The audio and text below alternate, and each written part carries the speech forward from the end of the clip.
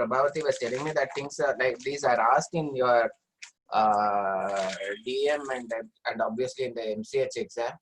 And so I'll be telling about the history of these valves, which are relevant mainly for your exam, and certain important points which people like to ask. So one of the things that is commonly asked is about the first clinical prosthetic valve implant, and that was actually a ball and cage valve in the descending thoracic aorta by Hufnagel.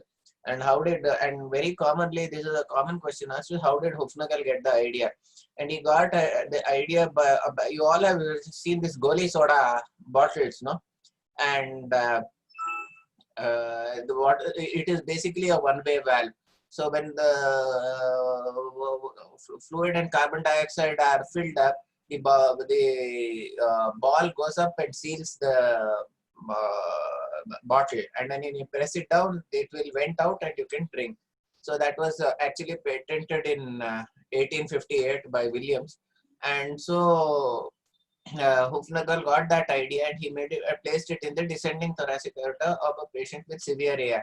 Now you must realize that this was a time when there was no cardiopulmonary bypass or anything, and so it had to be done very rapidly. You had to clamp and push it in. So you can see there were two ties here, areas for tying. So basically what they would do, you would open, clamp, and you must remember intercostal arteries would also be bleeding from behind.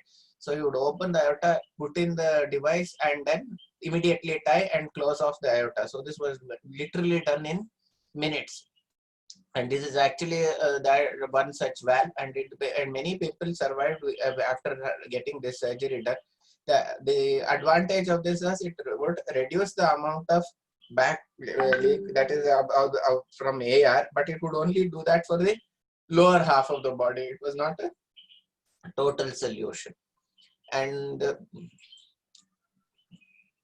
now, in between, afterwards, a person called Chesterman made a perspex valve. Sorry to interrupt, Prasanna. He did only one case or he did many cases? No, he did quite a few cases of these.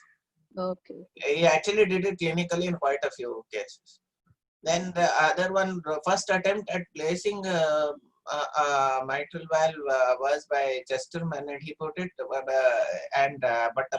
unfortunately the patient lasted only for a few hours because the leaflet actually jumped out and the patient died. But the first significant clinical implant was by Albert Starr. And this is the thing that is often asked is Albert Starr was a physician and Lowell Edwards was an engineer. Edwards, and it is not Edward, it is Edwards. And the first one which they made was made with the Lucite. It was a plastic cage and frame and puppet. And this was the first clinical implant which was successful and which allowed the patient to survive. That was on bypass, sir? Yeah. This was at the time of cardiopulmonary bypass. This was because opening the aorta required cardiopulmonary bypass. So, yeah. And this was the second patient who had a long-term survival, Philip Edmonds. The other patient lived for a few weeks, but this is the first one who lived for a very long time. And a common thing that is asked is what were all the changes that were asked, changes in the Starr-Edward valve. This is was used to be asked by, when I was a student, this was a very common question. I hear that cardiology professors ask this in the exam. We have stopped asking it, but cardiology professors continue to ask this, I believe, so you should know about it. And it went through a series of changes, and I will be discussing this because this is a commonly asked question in cardiology exam. Some old cardiac surgeons may ask this, or God forbid, if you have a Starr-Edward valve which has come for a redo, and it's very possible, then you will be getting this sort of situation. So this is the original perspex valve. Then they later on changed it to a stellite frame, and you can see, I will be telling about the difference. But you can see how progressively small changes were made in the valve, and each change caused some improvement, and in fact some changes actually made it worse. But you can see a lot of work was done on trying to see how much of the ball will actually close and will come out. So you can see they made measurements about how much is the ball descending down into the LV side. because these small changes itself would give a significant change in the outcomes. And this is the table. I think people can take a screenshot of this, because this is what is commonly asked. And the first model after the Perspex valve, the first model which was implanted was the 1000 series valve. And this was a metal cage valve. It had 3 feet and it had a radiolucent silicon ball. So now one of the ways in one of the questions that is asked is the Star Edward ball is made of rubber. How is it sealed? Actually, it is impregnated, and they were trying to. The first ones were all radiolucent, so you could not see the ball. But in the subsequent iterations, they put barium sulfate and impregnated it, and that allowed it to be seen. So the Star Edward valve and many other valves can be seen. So very often in the exam, they will ask you what is the radiological picture, or if you have a redo case, they will ask you what is this valve. You should be able to try to identify the valve. So to make it radio opaque, they did that. Huh? Yes, specifically to make it radio opaque, they put the barium sulfate. Okay.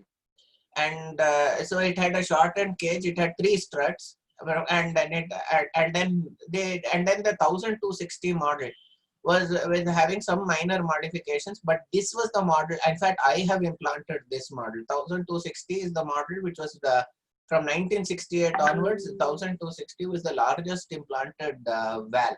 Now, and I have been implanting. I have implanted 1260 and 6120. Now the funny part of it all is that after this, whatever types of improvements they made, whatever improvements they tried to make, actually made things worse. So sometimes doing something may not necessarily be the best option. What did they do? The thing that happened is that this valve has had a metal cage and a silastic ball, and every time initially they even had a metal ball for some time. So 2000. So what happened is the ball used to have some problems, so they thought of putting a metal ball. This is 1967. You remember, this is 1968. 1260 was made after this, but they thought of making it a metal ball. But if you put a metal ball, it will make a huge racket. And so they said that let us cover it with cloth, the cage. But when I will show you the pictures, but when they covered it with cloth with the cage, what happened? The fraying of the cloth started occurring because it kept on banging against the cloth. And so what happened is actually hemolysis started occurring, and a lot of problems occurred. And so they had to give up this model. And so instead of that, they started doing another modification. They started putting the apex open, and then the apex closed.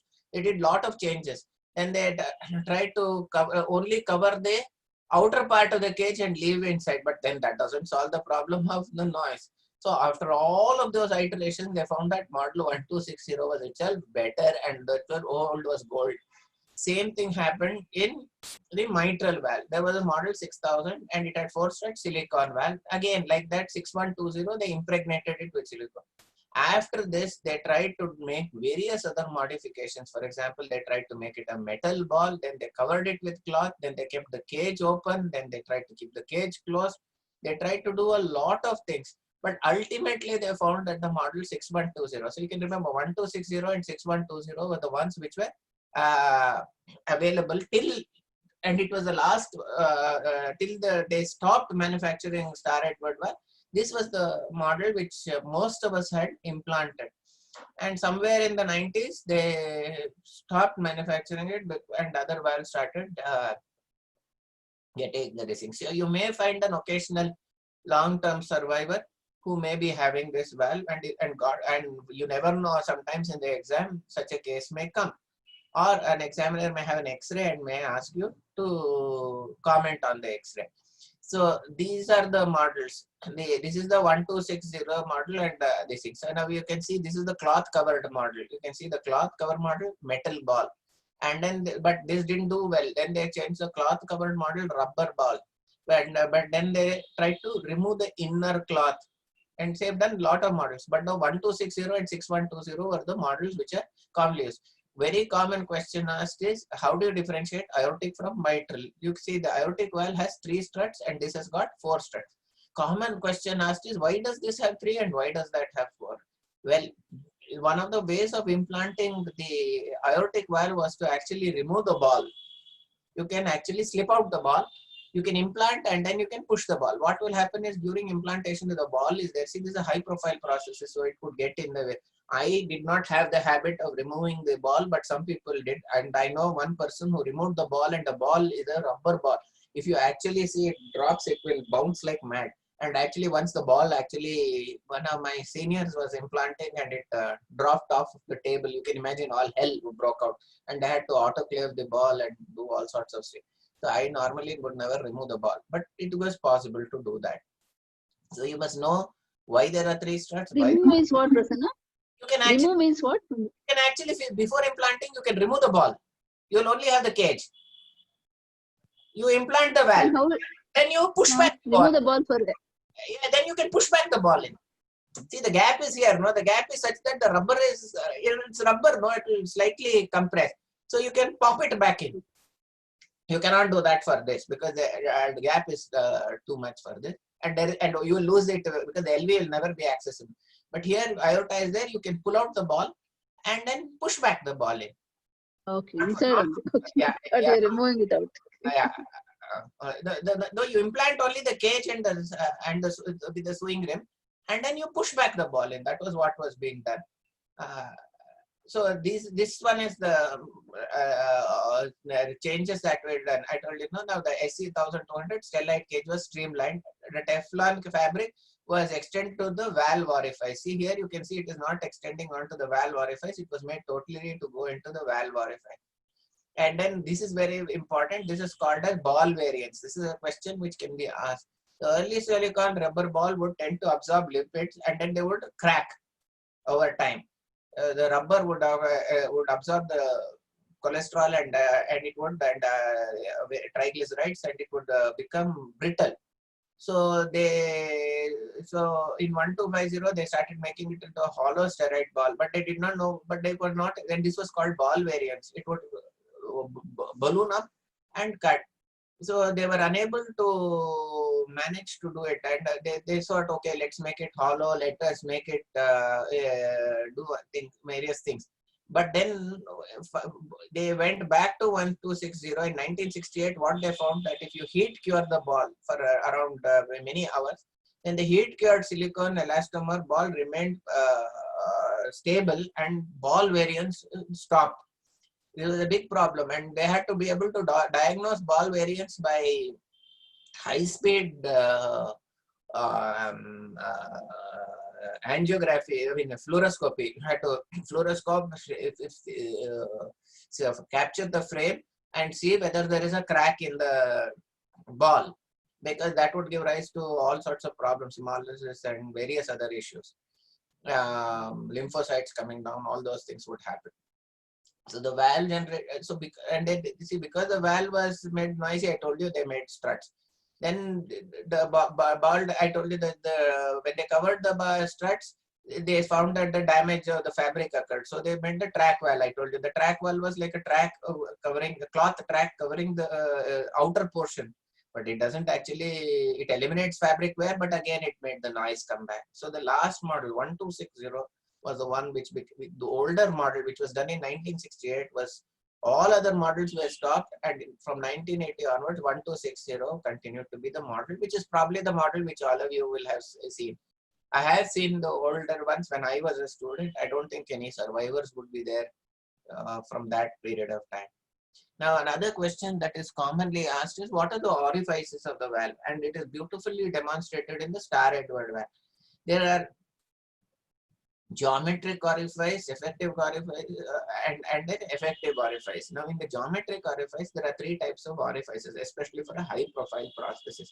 The first one is called as the primary prosthesis, the primary orifice. Then there is a secondary orifice and a tertiary orifice. The primary orifice is that of the sewing rim. This is where the blood starts entering in. But this is not the complete orifice. There is an obstructive ball in the case of a ball or cage valve or in a disc valve. And the angle between the ball and the disc and to the sewing rim is called as the second orifice. It is like this. This is the, imagine it is a pyramidal cone like thing where, and that is called as the secondary orifice. But the actual exit of the blood is in this area. That is what we call as 3. And that is called as the tertiary orifice. And the tertiary orifice technically becomes the effective geometric orifice for this valve. Now, what is the effective orifice area versus the geometric orifice? Geometric orifice area is what you calculate geometrically, but it will not necessarily be the effective orifice area, which is determined physiologically. And a lot of work on this has been done by Dr. Ajit Yoganathan and others. And they have determined the orifice area for various valves. And a lot of other workers thereafter have done this sort of work. And it is very important to know about the effective orifice area and the predicted effective orifice area, because you must know about patient processes mismatch. Now, this is a classic picture of a redo where you can see 2 valves. Now, if you see, this is actually an open strut valve. So it is a 2300 series valve. And you can see that there is now how do you differentiate between the mitral and the aortic? 3 struts and 2 struts, 4 struts and 3 struts. There is another question that can be asked is, suppose I had were to put the mitral prosthesis, I mean the mitral prosthesis in the tricuspid position. See, not many of us do that, but it has been done in the past. Then how would you differentiate? Then you must know how to differentiate aortic valve, mitral valve, and tricuspid valve. For example, they may say that it was a pediatric case. I didn't have small enough mitral prosthesis, so I inverted the aortic prosthesis and put it in the mitral position, or I put the mitral valve in the tricuspid position. How do you differentiate? You must know that from the left cardiophrenic angle to the AV groove, that is LA appendage, if you draw a line, all prostheses above that line, a diagonal line, are aortic, and below that are mitral. And then if it is overlapping the spine, it is a tricuspid prosthesis. So that is very commonly asked.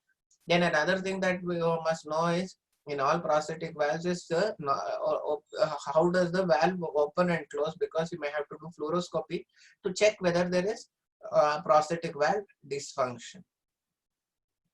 Now, so there were various forms of these forms of caged ball valves. These are all called caged ball valves.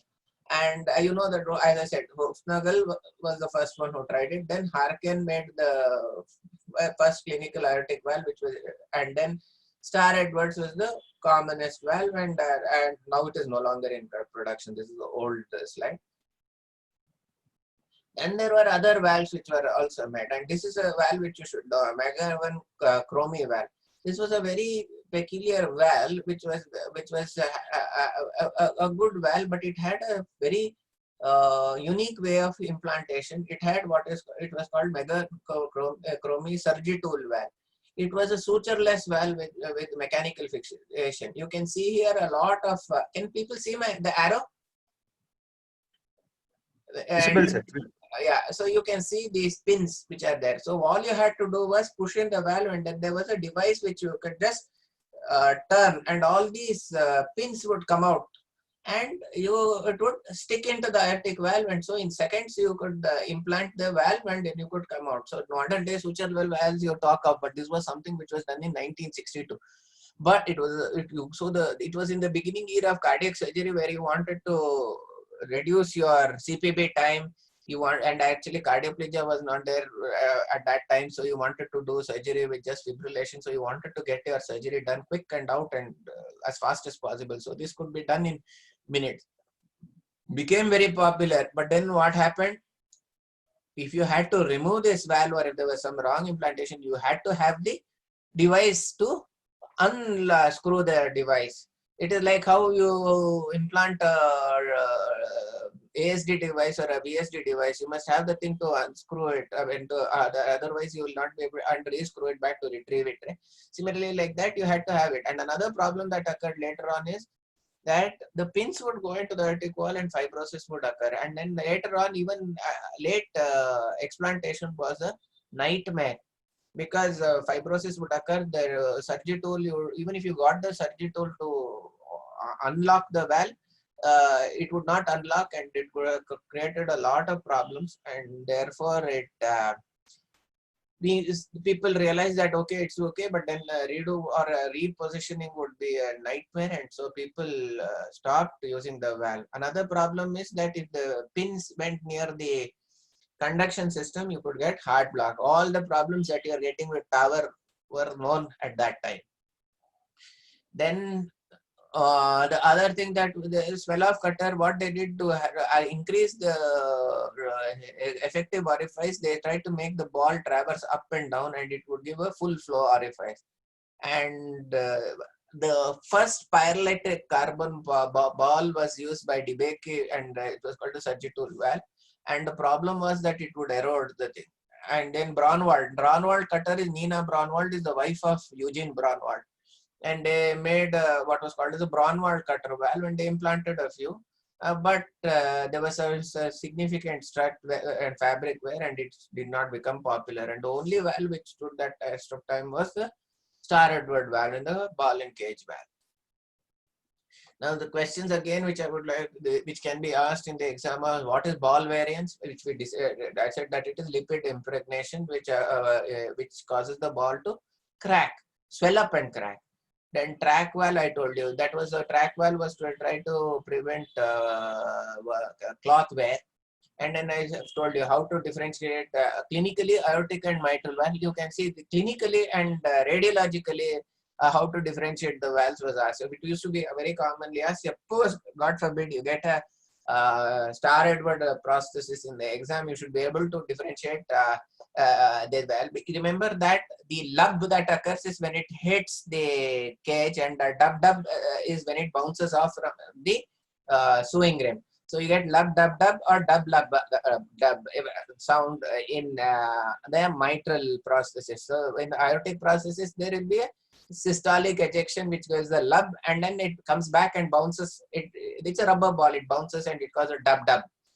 And in the mitral prosthesis, it is reversed. So we typically used to say lub dub dub and dub lub dub, and that can, you should ideally be practicing auscultating that, but I don't think you will be able to get it. But if you get it in the exam, you have to try to differentiate whether it's an aortic or a mitral, normally functioning aortic and mitral prosthesis. It used to be a very common question in the exam for us at previously. Then I have told you already how to differentiate mitral and aortic valve in an X-ray when given. Another important thing that you must know is the pseudo gradients. Now this gradients that used to be got on the Star Edward valve and used to be sometimes very high, but actually on cath, when they used to do the cath, they would find the gradients would be low.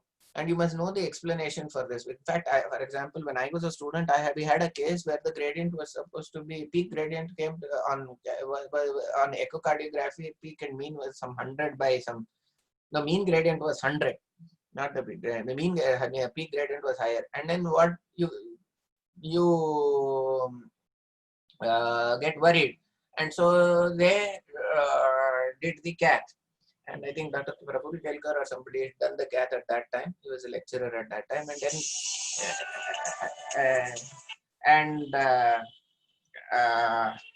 then, just 1 second. Ullas, I'm in a meeting. I'll call you later. Okay. So, I'm sorry. Then you must remember, this is a time when transeptal puncture was a big thing. And so they did it for the aortic valve. They put a catheter in the LV and they put a catheter in the aorta. See, traditionally you are not supposed to cross the valve, because if the catheter gets stuck in, you're in big trouble. It will require emergency cardiac surgery. There are some brave cardiologists who do it, but it is generally not recommended at all. They took the gradient, and when they found the gradient, it was hardly 5 to 6 millimeters. Then we went back to HB, the company, and then they talked to their engineers and Dr. Navinanda, and then what was it? We got the answer, and this is the answer which was later on proposed by Navinanda and others after doing more work, is that there are micro turbulences that occur in prosthetic valves, and therefore you may get a pseudo gradient because the fast Fourier transform which is used summates all the eddy currents, and this causes a higher peak and mean gradient than what it is actually is. So when you are doing prosthetic valve gradients, see not just the gradient but also the turbulence that is, if there is a turbulent flow, which many of these valves will be having, they are not very laminar, then micro eddies will cause a summation, especially on continuous wave Doppler. So you can imagine that you have one eddy current here, another eddy current, and these are all micro turbulences will have high velocities, and then they will all summate, and this will cause a falsely high peak and mean gradient. So you have to see. So you must see whether there is LV hypertrophy or and other things. See all other things before announcing that the valve has got a high gradient. And the other thing which I've already told you and which I just wanted to remind you, the types of orifice in a star Edward valve, that is the primary, secondary and tertiary. And then Dr. Tendulkar would also describe what was called as the quaternary orifice. That is, the projection of the high profile valve in the LVOT would cause outlet obstruction. So if you have a very high profile prosthesis, it can cause LVOT obstruction. So so these are the important points. I have a question for the students. Can someone tell me why in echo that you use peak and you use the mean gradient, whereas in cath you use the peak gradient? Can somebody answer me?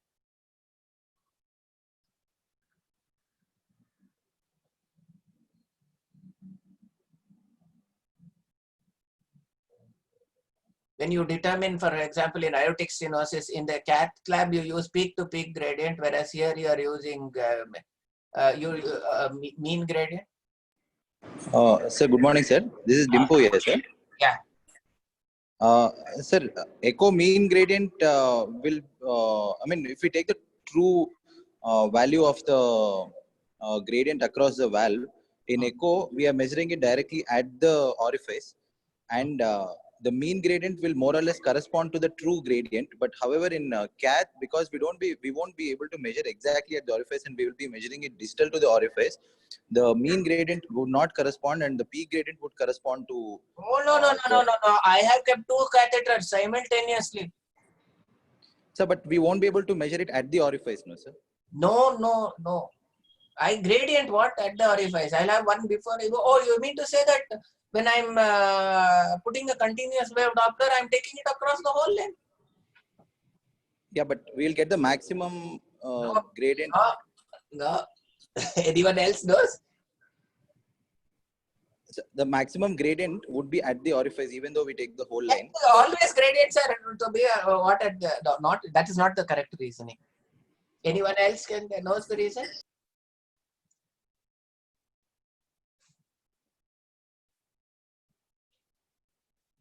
Okay, nobody seems to be knowing. Anyone else wants to give a try? Everyone has been muted. Okay. Now see, you draw. I would like you all to go and draw the curve of the curve of the, what do you call it?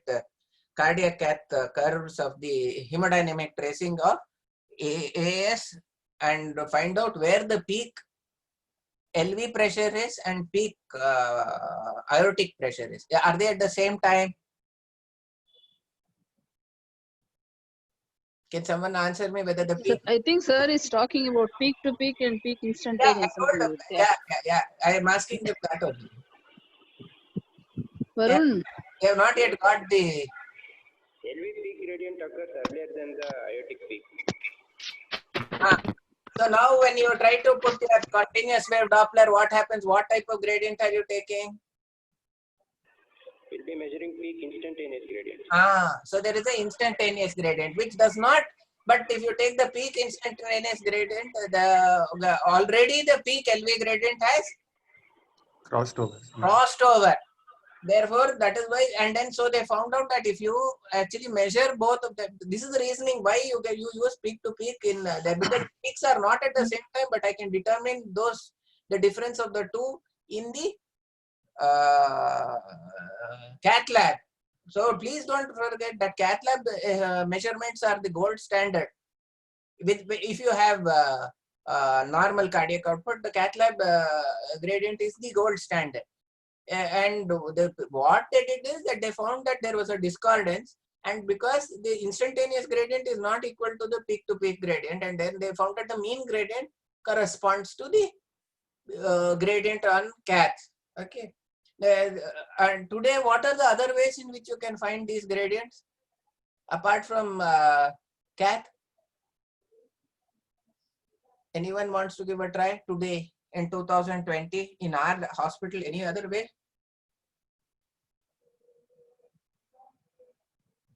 I will give you a clue. You have to go to the basement.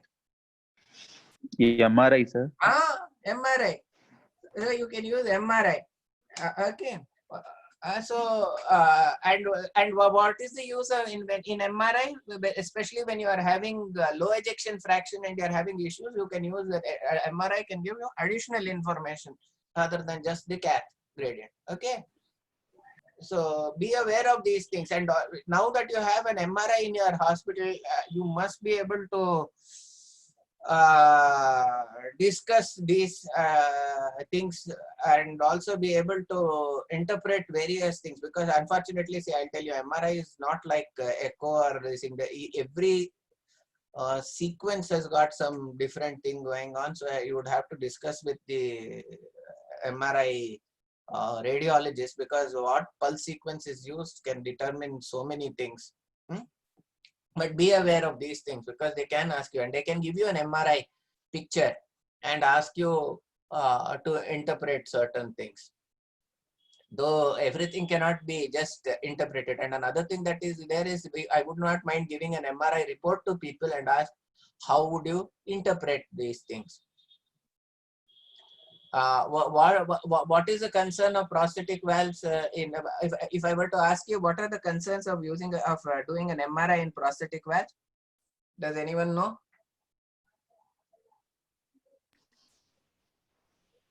Are there any concerns? So presently used are all MRI compatible prosthetic valves, sir.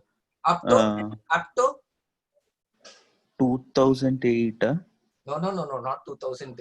Up to what? The very fact that you're giving me something wrong means you're not you got no idea. Tesla is acceptable. Up to what Tesla? 1.5 Tesla. That is up to 3 Tesla. All of these have been tested up to 3 Tesla. Now you are seeing higher Tesla machines coming up, and so they have not been tested for higher valves. So what we call them as strictly is that their MRI are all valves today are MRI conditional up to 3 Tesla. Okay, so the correct term to use is their MRI conditional up to 3 Tesla. That is, you can use them up to 3 Tesla. And beyond 3 Tesla, we don't have, because see, there are now 6 Tesla, 7 Tesla machines coming up. And so you should be knowing that. But modern day processes, most of them are not having an issue.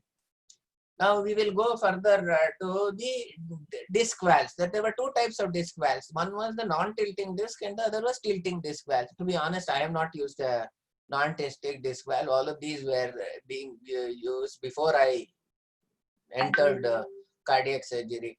And for the one which was first used was the K. Shiley valve. And just one second. Prabhakar, I'm in a meeting. 1 second. I'll call you back.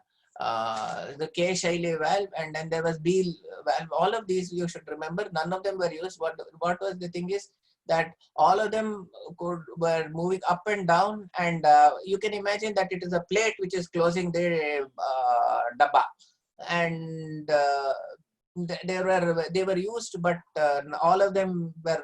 You can imagine that it is actually of quite obstructive in their flow. So none of them were well used. You can see these are the different types of valve. Of which coolie cutter valve was one which was used for some time, where it had a double conical type of thing. It was neither a ball nor a pure disc, but it had a double cone.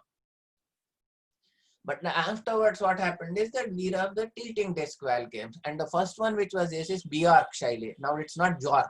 Please do not say Jork. You know, Bjorn Borg. It is all these are Swedish names where Ja is Ya. So J is Ya. So Bjork Shaili was the first valve, and it was one valve which even I have implanted. And it was a stellite ring and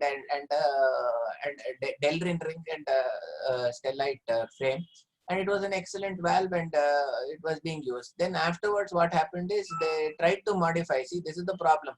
You can imagine it was a very popular valve. It was implanted a lot in India. And I have explanted even the Bjork Shaili valve. Then what happened is then came the concave or convex disc. They thought that they could make it better. But unfortunately, what happened is there is a strut which holds the valve, and that strut started fracturing, and they had to go give an international recall, which destroyed the Shaili company, and they start manufacturing valves. Then the other valve which was very important is the Lilly-Hi-Castor valve, which became the first type of valve with the pyrolytic poppet or a disc. And this had two prongs, and I will tell a little bit of story about this Lilly-Hi-Castor valve. And you should know, because if you have an examiner from Bombay, they may ask you about this. And I'll tell you that a little later. And this was implanted quite well. And this was one of the forerunners of the St. Jude valve. And then another valve which came is called as the Omniscience valve. Now the Omniscience valve was made again with pyrolytic carbon and titanium and ring. This was a very widely this thing. In fact, in our hospital, we have implanted a lot of Omniscience and Omnicarbon valves. And it was we have implanted quite a few of these. But then the peculiarity of this valve was, which you should be knowing, is that this was a fully overlapping disc. That normally we keep a small gap which is called as the physiological backwash of the valve.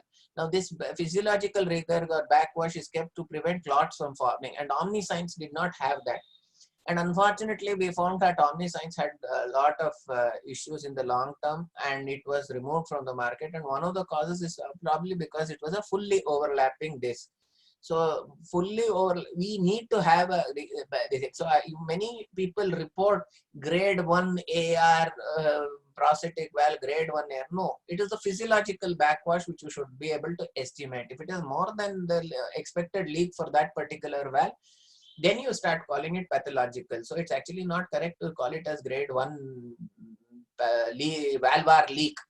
That's wrong. It is the physiological leak that is designed in the valve. For example, I've seen a lot of people reporting grade 1 valvar leak.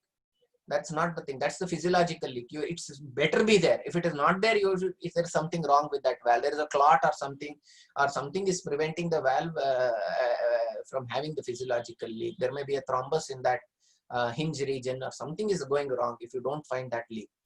And one of the most popular valves was the Medtronic Hall valve, which had a hole in the center and which was very widely used. I have implanted a lot of these three valves. And these were in our hospital, we will find a lot of patients with these valves coming for follow-up. And even now are coming for follow-up. So this is the Bjork Shaili valve. And then this was the concave or convex ring. They will ask you, because this was a strut fracture, and it was a very common question that when this valve was failing throughout the world, was that you would be given an X-ray and asked to diagnose if there is a strut fracture or the fluoroscopy image. This is the Lilly-Hi-Castor valve, and this is the Omniscience valve. Then came the bileaflet valve, and the first attempt was by Gott and Vincent Gott.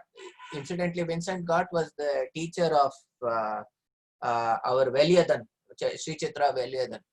Dr. Veliadan was, you must remember, was a MSc PhD in chemistry, and he worked with Gott to make the Gott shunt or the TD Max shunt, which is used in liver transplant and other things. So he came there as a chemist, but then worked with his chemist, but became interested in cardiac surgery and then became a cardiac surgeon. Okay. Now, this is the valve which you should be knowing, which is claimed to be the forerunner of that was the Kalke Lilly-Hi valve. Now, Dr. Bhagwant Kalke was the professor of Nair Hospital. He was working with Lilly-Hi, and he got inspired by the floodgates which are there in the canals in India. and they open and they close. And incidentally, the floodgates were designed by M. Vishweshwaraya.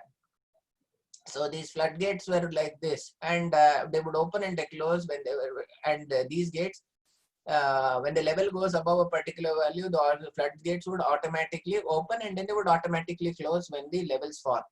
So this was, he made the first design, and only one patient it was implanted, and that was called as the Kalkai-Lilihai valve. This was later on modified to become the St. Jude valve. There's some controversy about it, but this St. Jude valve is one of the valves which is even being implanted today.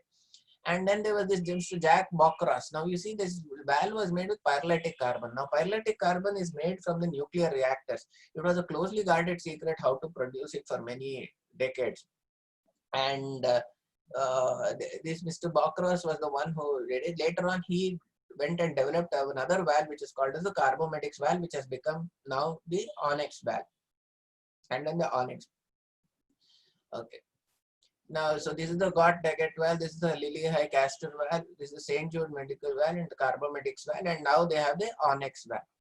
Now, the Onyx valve was also made by Jack Bokros. This is the latest amount of the valve, and it is got certain improvements over the other valves.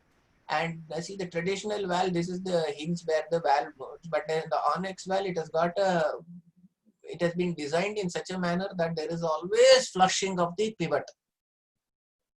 This is supposed to be the reason why it has got a very low thrombogenicity. Another important thing is that it has got a flange which goes down into the LVOT or into the mitral valve, which actually causes the orifice to be wider. See here, because of the recirculation which occurs here, the straight cylinder, there will be turbulence, so the effective orifice area is narrower. Whereas the Onyx valve, there is a flange like this, so the flow is guided like this, parallel to the wall and adjacent to the wall. Here it becomes, there is a micro vortex which sets in. So this is the reason why it had a better orifice area. See, these are all claims by the company, but then it seems to be worth. The question asked is, the actuated pivot allows for 90 degrees opening. I told you, that this is called as the actuated pivot, and this is a very peculiarity. This is the only valve which can open up to 90 degrees, because as it opens up to 90 degrees, you can see this mitral vortex which forms here and here. It actually initiates the closure also. All the other valves, once it opens, if it were to open up to 90 degrees, it would stay at 90 degrees and be stuck in 90 degrees open position. So you must know the opening angles of various valves, and most of the valves are not 90 degrees. And the only valve which has it is the Onyx valve, because once it tries to reach 90 degrees, the vector starts of the flow itself will start pushing the leaflet back. And so the actuated pivot allows for 90 degrees going, and there is decreased stasis, and then they'll ask you where is pyrolytic carbon coming from, and I told you it is from the nuclear reactor industry. And no discussion is complete without knowing about the Chitra valve, because it is an Indian valve. If you are getting a prosthetic valve redo or something like that, you will and shall very likely be having a Chitra valve, because in our hospital the large number of the Chitra valves are being implanted. And you must know who Dr. Vali. I told you Valiadan was primarily a chemist, a PhD in chemistry, who became a doctor and then established the Chitra Institute. Chitra valve is called because Chitra Institute, which is named after Sri Chitra Tirunal, the erstwhile Raja of Travancore, and who started this institute. Now, what is it made of? It's made of an alloy called is made of Heinz alloy. And then the outer disc is made of ultra high the disc is made of ultra high molecular weight polyethylene, UDHME, and this, you must remember, is not opaque, and the sewing ring is polyester fabric. So you must know the construction of this valve and the questions which can be asked there. And just out of this thing, you must remember there were 3 iterations of the valve, and one of which was with with industrial sapphire disc was your first was with Delrin, second was with industrial sapphire, because sapphire is a very strong material, but they tried using industrial sapphire, and finally they got with ultra high molecular weight polyethylene, which was used with the this valve actually has got one of the lowest cavitation and actually one of the low thromboembolic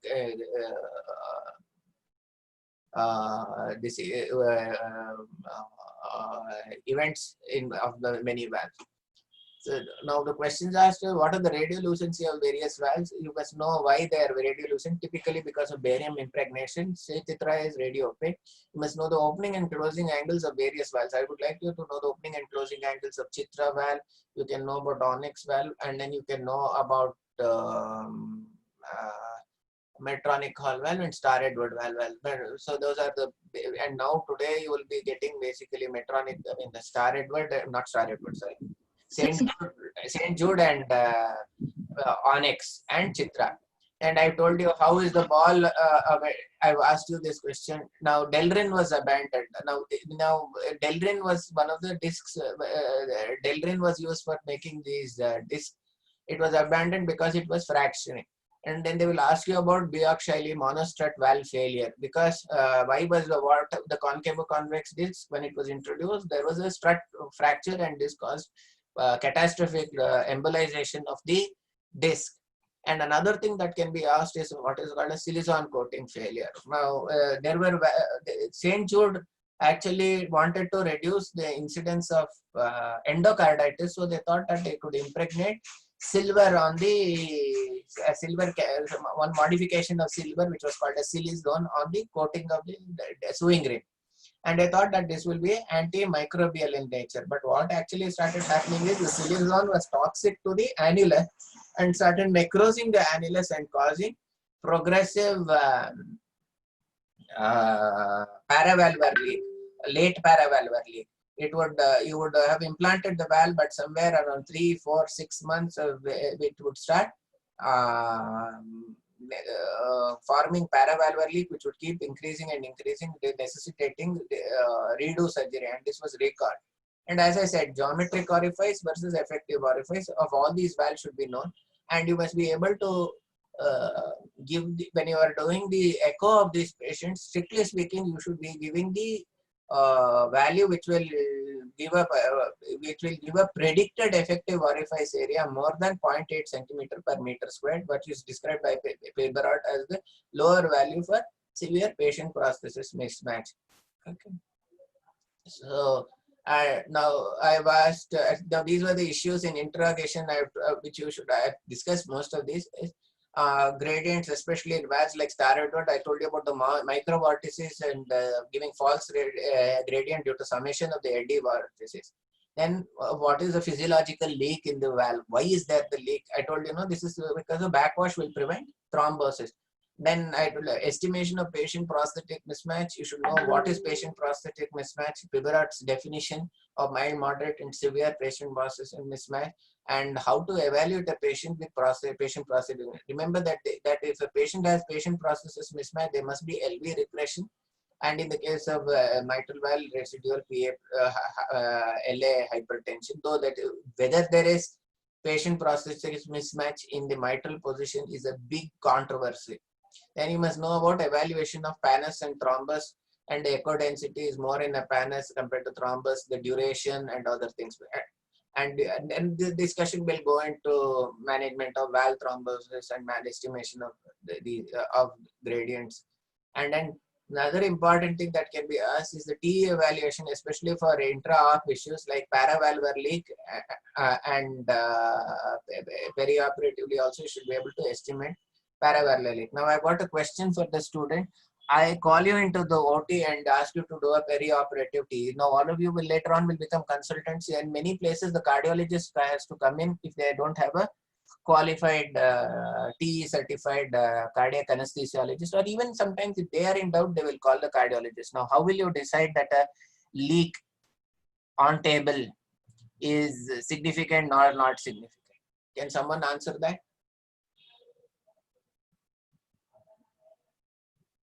All has slept off, is it?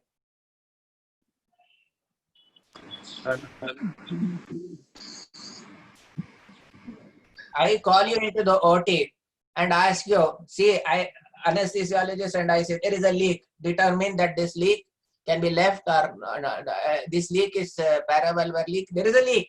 I wanted to know whether I should keep quiet or should I go back in. Now the patient I'm telling you now is a sick patient with a EF of 40-45 whom I've taken and done, or I'll make it still worse for you. It is some 25-30% severe AS with LV dysfunction, 30% EF. If I go back in, very likely patient will die.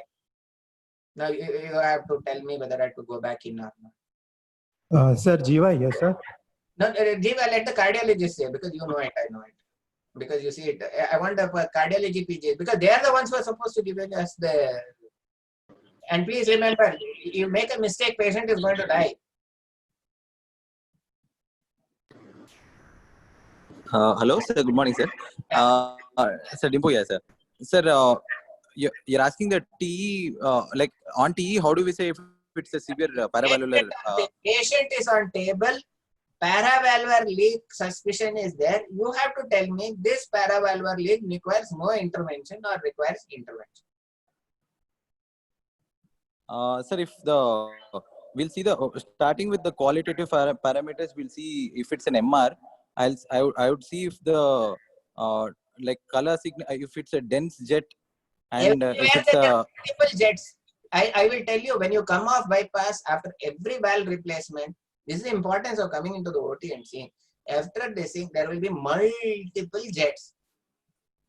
So usually after protamine reversal, if it persists, then it's significant. After protamine reversal, okay, you made the first correct point. You have to reverse with protamine and see. But then I will tell you, even without protamine, I get it out. That this may not, I will still give protamine. Final decision is always after protamine. But even before protamine, I'm going to tell you that very likely this is not going to come down. I will tell you that you will look, you are called before protamine. Yes, you say, please give protamine and see. I give protamine, but I see this and I think very likely it may not come. Or when I'm going to interrogate the valve, I will focus on that leak.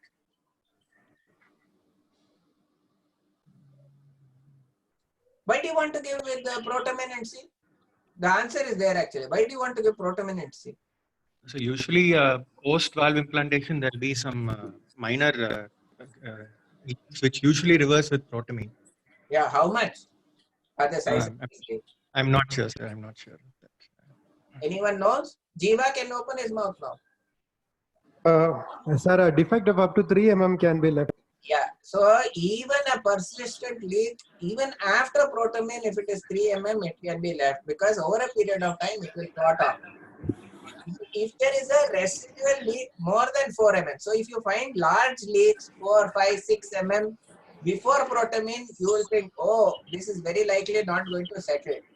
You will look at that leak specifically. Sometimes you must realize that some leaks are seen only in certain positions. So you will focus the largest leak and then you will hold it there, ask them to give protamine, wait for 10 minutes and see if that disappears or not.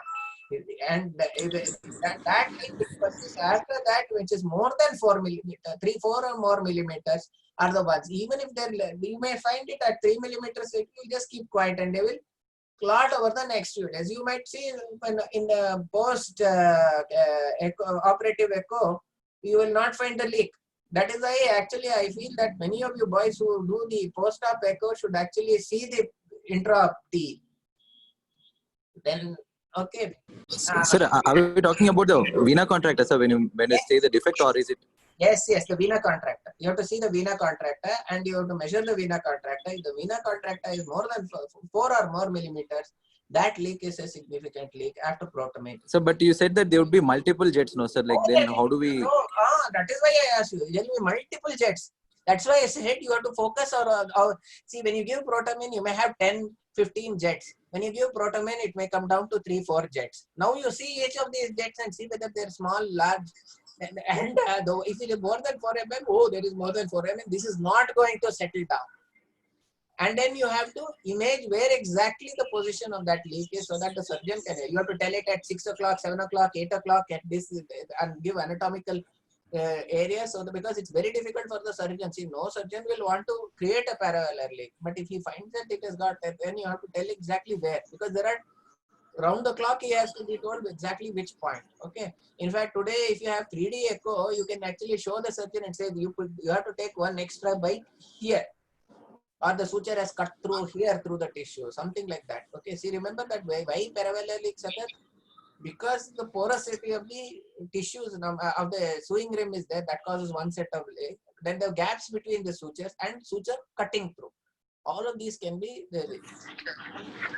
Another thing that is asked, you understood. So you have to give protamine and you have to check for the paravalvular leak after protamine. That's why I said you have to keep focusing and finding out where are all the leaks. See, and which is a big leak, which are more than 4 mm, and look at those after protamine is given. Understood? Okay. Now the other Suppose you have multiple leaks, Prasanna, will you? Yeah, you will be, when You have to- after surgery on T, it will be just like whoosh, whoosh, whoosh, whoosh, it will be going up and down. No, even after protamine, if there are multiple leaks, what Yeah, will you do? we see if they are below 3 mm. 3 mm will by next day morning everything will disappear. If it is more than that, you will have to take an It extra. will not, very likely not disappear. You have to go back in and fix that leaks which are more than 4 mm. Typically, you will end up with 1 or 2 leaks. See, if a surgeon has got that large amount of leak, then you better go back in. Usually what happens is there will be 1 or 2 leaks remaining after protamine, and then you see the size of that. And then the other thing that is asked is estimation of aortic gradient. These are questions I'm going to ask you. How you would like to estimate the aortic gradient intra-op? How will you measure on TE the aortic gradient? Students will have to tell me how to measure aortic gradient. It can be aortic gradient, regurgitation, mitral valve gradient. Mitral valve gradient is a little bit straightforward. You'll see it in, you make the 4-chamber mediastinal 4-chamber view, it will align and see. How do you measure the aortic gradient? So transgastric, we can. What transgastric? Deep transgastric, we can go for a 5-chamber view and. Deep transgastric view. Okay, one. Now sometimes the deep transgastric is not obtainable. LV is oddly rotated.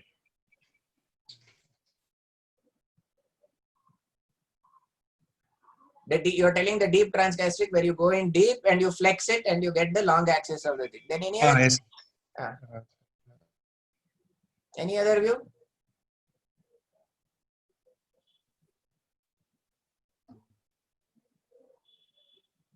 There is another view on transgastric, where around 30 to 80 degrees, when you start rotating the thing, the aortic valve, it will be like the LV is horizontal and the aorta will be cutting along the line of the cursor.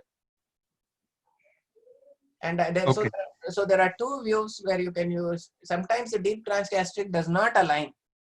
I very commonly used one is deep transgastric, but the other view which is also there is a transgastric view, where you start angulating it, and as you angulate it, the aortic valve will open up, and the LV will be staying horizontal, and the aorta will be in line with the cursor. So you must know this. Now, how do I know that? What is the absolute sign? Suppose now. I'll tell you a very interesting case which Dr. Prabhati and I, many years back, I don't know whether Dr. Prabhati remembers this. There was a kid, at that time we didn't have a separate pediatric department, and there was one kid, somebody was following it up, and I happened to just examine the kid, and which is a patient with a VSD. And they were saying small VSD, nobody, they think, and it was in the follow-up. Then I examined the patient and I held the hand of the child and I said, no, there is severe. Sent it to the echo room and they were saying, no air. Then I told, no, I want someone to think, Dr. Prabhati, let her see. Then Dr. Prabhati went in and saw, and she said, see, there is an eccentric AR jet. See, this is now, this becomes, so remember that you have to be very careful about echocardiography. And this child had actually got an eccentric AR jet, which we diagnosed, and we actually took the patient for surgery, who had not been advised surgery by multiple cardiologists outside. So it's very important that you, now in the intraoperative setting, you may have very eccentric leaks. So I want to know what are the absolute no-nos. I will say that there is severe MR. I can't image the jet properly, but I'm suspicious that there is significant residual MR or significant residual AR. This is important even in a repair. If that is there, you have to carefully search through multiple views. Can you give me the answers for the definite no-nos? If this is there, you have to go running around searching, spend 10-15 minutes, but search for that.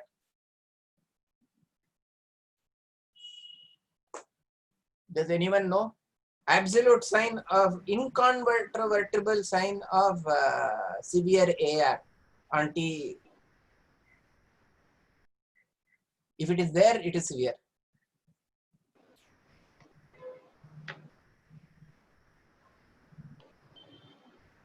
You see, we can make things become more or less with varying pressures and afterload and other things, right? You are all aware of it. I can make TR become 0 at severe on table. And anesthesia can change TR, MR, everything. What is the if that is there, 100% that patient has got severe AR, I may not have been able to image it. You should not be able to, you should not reverse your answers. You should be able to give it. Here, sir. Reversal of descending thoracic aorta flow. Yes. So if there is reversal in the descending thoracic aorta after aortic valve replacement or repair, please search for an eccentric, and you don't see the AR, please interrogate carefully. Stay in the short axis. Sometimes when you see the short axis view of the aorta, you may be able to get the eccentric jet, which may not be exactly seen by cutting in other views. Okay, so there you may be able to see. Similarly, in incontrovertible sign of severe MR, the load independent is a jet vena contractor for sure. But then any other this thing, support, but for that I have to be able to cut through the lesion. I'm not seeing the lesion, but I see this. I know that there is severe MR. So pulmonary vein flows. Reversal. You interrogate all the pulmonary veins, and if you find that there is reversal in the vein, then definitely there is an MR. This is irrespective of the load. You will find there is some MR which is significantly severe that you need to compulsorily go back. So it's very important that you must remember that intraoperative decision. For example, I'll ask you a question. What are the caveats that are to be taken care of when estimating regurgitant lesions during intraoperative echo? Like I've repaired a valve and there is some MR. You are called in to comment. What are the things that you will ensure before starting the assessment? Same thing for paravalvular leak also. So volume loading, volume status. One is volume, okay. Next? Rate, sir. Heart rate. Heart rate, okay.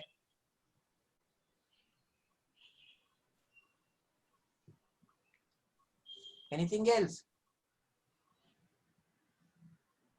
I said no, under anesthesia, anything can become anything. So systolic BP also. Blood pressure, okay. And then something else. Anesthesia. All anesthetic drugs cause something to happen. I may have to even have a syringe of something and inject it in. I want you to stress on this point. SVR. Yeah, what about the SVR? What does anesthesia do to SVR?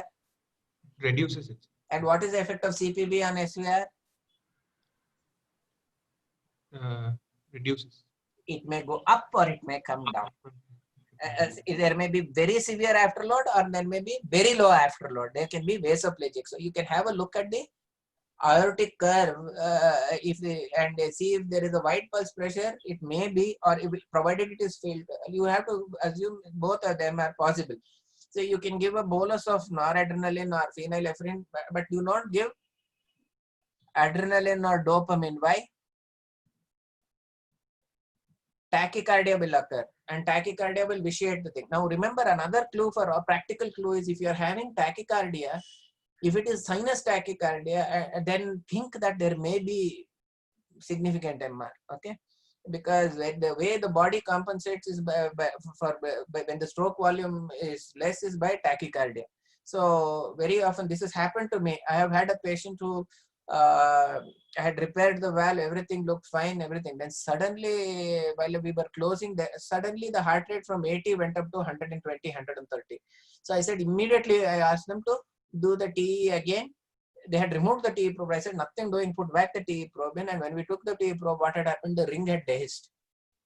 And we had to go back in and resuture the valve. Same thing has happened even for valve replacement. Sudden tachycardia, think of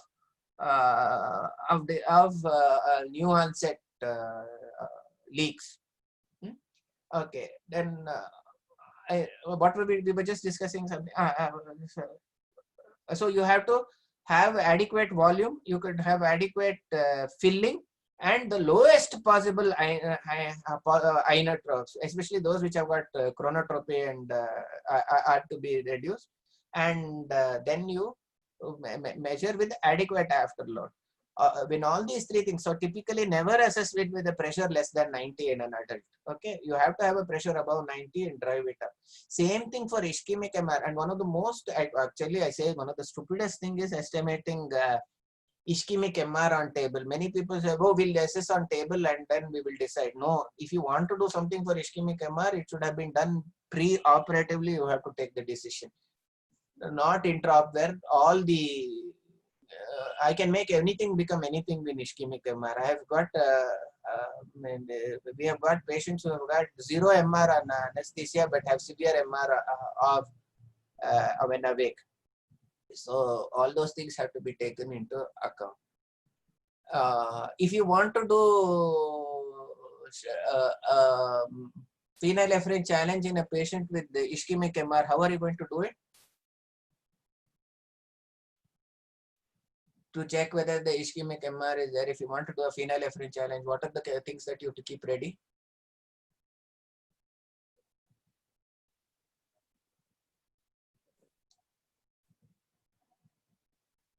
Anyone can answer that?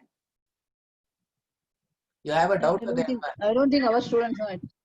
You have to keep everything ready for CPR and defibrillation and everything ready, okay? Because the patient can arrest. If a patient with ischemic MR, typically if you give phenylephrine at that time, the BP shoots up and then these patients can suddenly arrest. You should be ready with all equipment for CPR before you do this, okay? I think I've covered most of the points. Any other questions you would Know like? how to choose a valve and what problems you face during surgery. Okay. Now, how do we choose the valve? See, there is no ideal valve.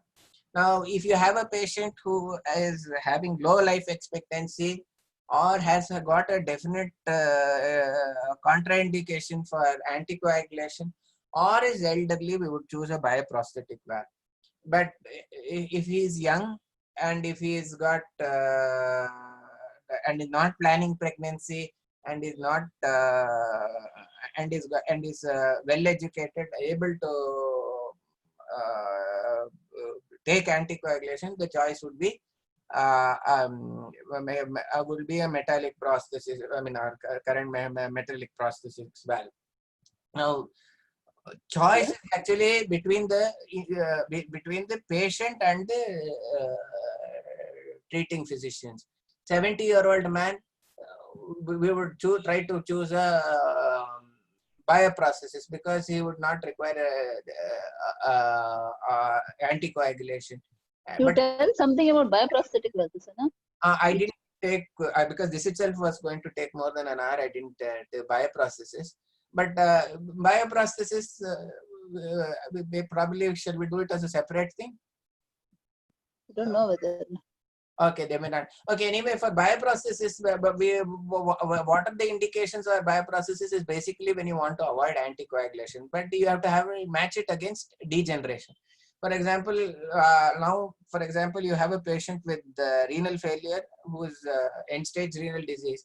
Previously, we used to say, oh, there's accelerated degeneration. But now we know that the patient is not going to live long enough with the ESRD. If he's non-transplantable ESRD, is not going to live long enough, and it is much better to put a bioprosthesis in him because these patients get uremic pericarditis, hemorrhagic pericarditis, require a lot of other this thing. So now we tend to put bioprosthesis in them. Whereas if you have, for example, patient with Heidi-Schwartz syndrome, what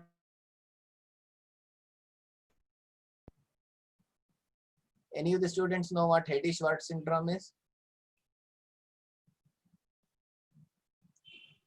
Why do you need to do a colonoscopy in a patient with severe AS? Angiodysplasia. So angiodysplasia can be there in a patient. Why is that angiodysplasia? Patient has aortic stenosis, but why in the bottom something should happen? Von Willebrand fracture multimers get activated Yeah, by what? by the prosthetic. Not By this, prosthetic valve. not prosthetic. Sorry, aortic stenosis. By the stenosed aortic valve, because of shear stress, Yeah. It get activated, sir. Yeah, so there is von Willebrand fracture, which is actually angiogenetic, no, in nature. So it causes angiogenesis and causes this thing to occur in the angiodysplasia to occur in the rectum and in the colon, and this can cause bleeding. And in these patients, you must put a bioprosthesis in, otherwise they can bleed to death after surgery. Okay, it takes months for the angiodysplasia to resolve. So individual cases, you will take the decision. Suppose the patient is non-compliant, has got a history of not complying at all, then or is in an area where PT monitoring is impossible or cannot afford. Today, what happens? You can get mobile. You can get just like you can like AccuCheck. You get CoAguCheck where you can do the PT, but that's expensive. So depending upon these issues and economic issues primarily, so the choice is you have to sit with the patient. The surgeon and the patient have to talk and decide what is the best prosthesis for the. If you have a very narrow aortic root, sometimes even and if the root enlargement is going to be challenging, then we would prefer to put a metallic prosthesis rather than a complex bioprosthesis. Then there are other operations which have come, like see Ross and other things are done nowadays very selectively. At one time we used to do a lot of Ross, but now we are very selective in doing it in the pediatric age group because it's a very large operation. Then the third thing that can be asked now, I think this can be asked for people is the Ozaki procedure, because we are actually the second largest in the world. Our hospital series is our unit series is the second largest in the world. After Boston Children, I mean not second largest, third largest. After Ozaki, next is Boston Children's Hospital, and third is Jaideva. So, in fact, we are in the registry. So, how many have done this? We have done 90. We have done 90. Boston Children's Hospital has done around 110, and Ozaki has done 440, like something like that. He has published. So, how is the longest survival? How many years now? With the long-term results? Long-term results so far have been good. See, we don't know. See, 10-year results seem to be good, and around 80-90% of them are alive and without re-intervention. You see, but the thing is, for Ozaki's, you can't take his values because they're all elderly people. In Japan, all those surgeries are releasing. But now we have to now start generating. That's why we are in a multi-centric database between and we have joined the database with Boston Children's Hospital. And we are having so far good results. The main problem in the pediatric age group is it's non-growing. So children, even if you operate in very small children, the growth causes secondary aortic stenosis, which will require surgery at a later date. We have got, I think, 2 children who have outgrown their processes. We have done one redo for late brucellar endocarditis, and we have done a redo Ozaki on the child. And they can ask you about Ozaki procedure. And actually, Jiva is here, no? Jiva, you are here. He has done he's got a paper. He has written a paper on comparison of aortic valve replacement versus Ozaki, mechanical aortic valve replacement versus Ozaki. We have got the initial results with very favorable results with the Ozaki procedure with good LV mass regression. So people can be aware of that article, and Jiva can share the article because it is an article from our institute. So people may ask you, and if they say, oh, you don't know your own institute's article, so you should be aware of it. Okay. So this among the bioprosthetic valves, porcine, bovine, is there any? See, porcine and bovine valves, what are the differences between porcine and bovine valves?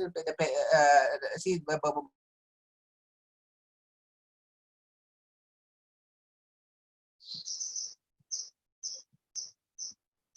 things that you should know is how do valves degenerate. There are basically two types of degeneration. There can be stenotic degeneration and there can be regurgitant degeneration. Pericardial valves generally tend to degenerate by stenotic degeneration, whereas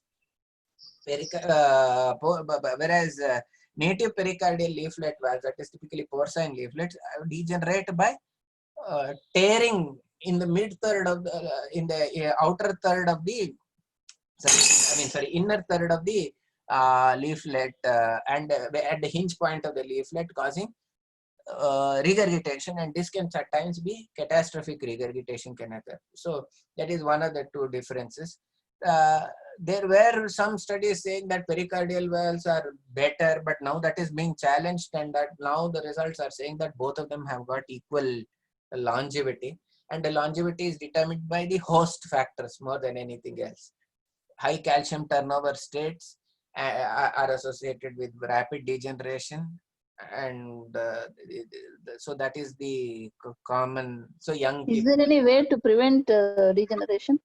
They have tried various methods of trying to decrease degeneration. For example, they have used amino oleic acid impregnation and toluidine blue, and so many other things have been done.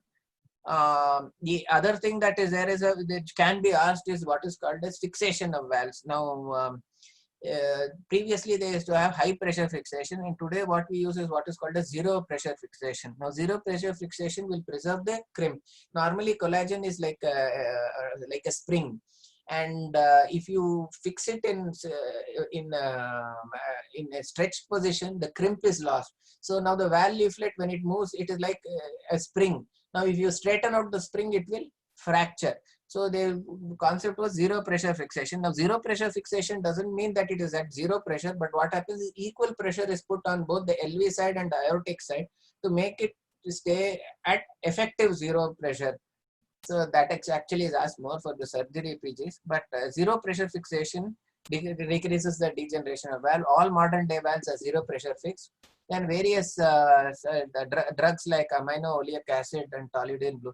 But whatever you do, all of these valves, essentially it is a host versus, it's a reaction to a foreign material, and progressively there is any role for statins? Statin use controversial. No study has. Some people are claiming. In fact, when I give it, but no hard points are there. We really do. Especially elderly aortic valve replacement by prosthetic. Yeah, we really don't know, because there are conflicting results with that. Some studies are saying may. In fact, for example, I give statin for all of them, but we really don't know. They're saying claim is there. But see, the problem is trials and no real RCTs have come out. And then homografts, we selectively use them. At one time we were using, but then now why the reason for a dramatic fall in the use of homografts is because the mean this thing is around 7 years, and the redos are extremely difficult after a homograft. Otherwise, we have implanted a lot of homografts in Jayadeva. We have been lucky that we have not had to redo many of them.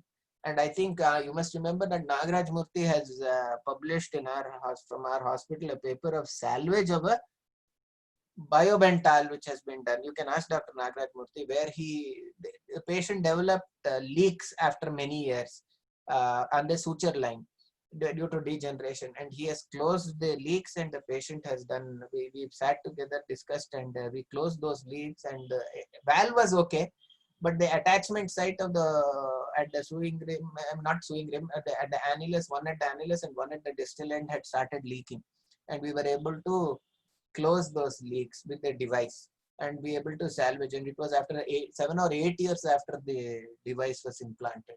So you must be aware of that. Something about TV repair? A tricuspid valve repair. I'll do one thing. I have another set of slides. I will show. If you want, there is time, no? Then I will talk about. I'll show TV repair. I will give you one more. So was it percutaneous or hybrid? Percutaneous. It was done percutaneously, but what happened is we sat and had a big discussion on it, and we were able to repair it, because the question was whether to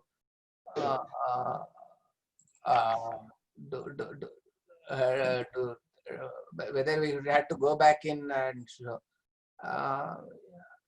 Is there time, Dr. Prabhavati? Varun? Yes, ma'am. No problem. We're all Yeah, I think TV repair nobody talks, so it's better. Brief about what our students should know, not surgical aspects. At least what are the techniques you use, advantage, disadvantage, and where you use. And then I'll show some pictures for intraoperative, which can be useful. If you have a PPT, you can show. Yeah, I have some PPT. We were giving lot of talks, no? So 1 minute. Just 1 second.